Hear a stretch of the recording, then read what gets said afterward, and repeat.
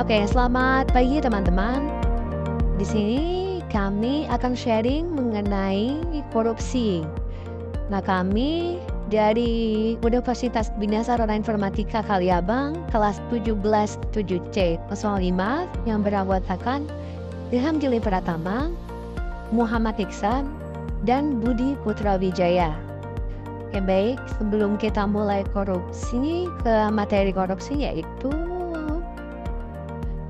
kita harus mengatakan stop korupsi, katakan no untuk korupsi. Oke. Nah, di sini apa korupsi itu? Jadi, korupsi itu dapat didefinisikan perbuatan yang melanggar hukum dan bertujuan untuk menguntungkan diri sendiri atau orang lain. Korupsi ini dapat dilakukan dengan menyalahgunakan wewenang, kesempatan, atau sarana yang ada.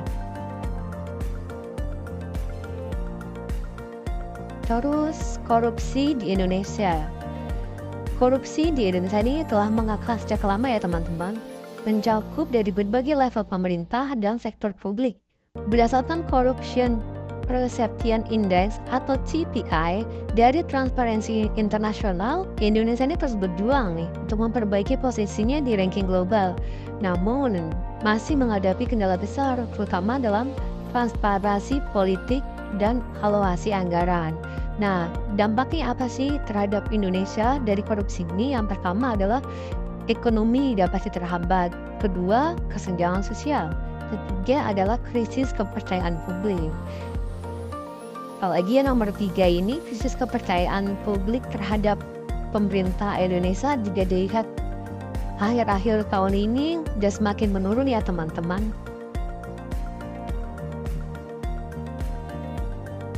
Terus tantangan. Dalam menghadapi korupsi ini, Indonesia memiliki berbagai tantangan nih.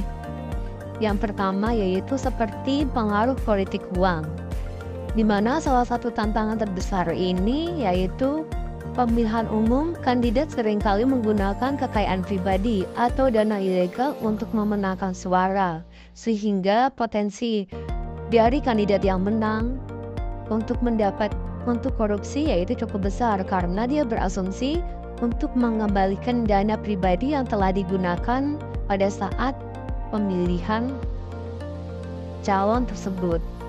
Kemudian yang kedua yaitu budaya patronize, yaitu korupsi juga didorong oleh budaya patronize yang masih kuat di beberapa daerah, di mana jabatan publik seringkali dianggap sebagai alat untuk memperkaya diri atau kelompok. Kemudian selanjutnya itu strategi pemberantasan korupsi, di mana salah satu strateginya yaitu dengan pendidikan anti korupsi, penegakan hukum yang tegas, penggunaan teknologi untuk meningkatkan transparansi dalam pengelolaan keuangan negara. Kemudian dari beberapa hal tadi kita dapat mengambil kesimpulan dan beberapa langkah-langkah yang dapat diambil nih. Yaitu langkah-langkah yang diambil seperti selain KPK, Badan Pemeriksa Keuangan atau BPK memiliki peran penting dalam melakukan audit terhadap penggunaan anggaran negara. Audit yang dilakukan ini menjadi dasar untuk mengidentifikasi penyalahgunaan dana.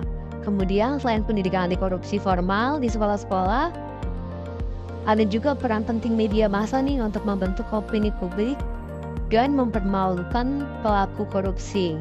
Kemudian yang ketiga yaitu upaya untuk meningkatkan akses terhadap informasi publik sangat penting dalam memastikan transparansi anggaran. Penguatan pelaksanaan undang-undang keterbukaan informasi publik menjadi langkah penting untuk memastikan bahwa masyarakat dapat memantau penggunaan anggaran negara dan melakukan pengawasan secara langsung. Gitu. Oke, baik.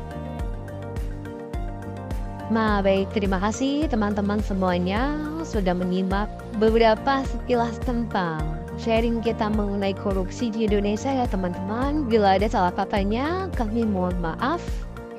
Selamat pagi.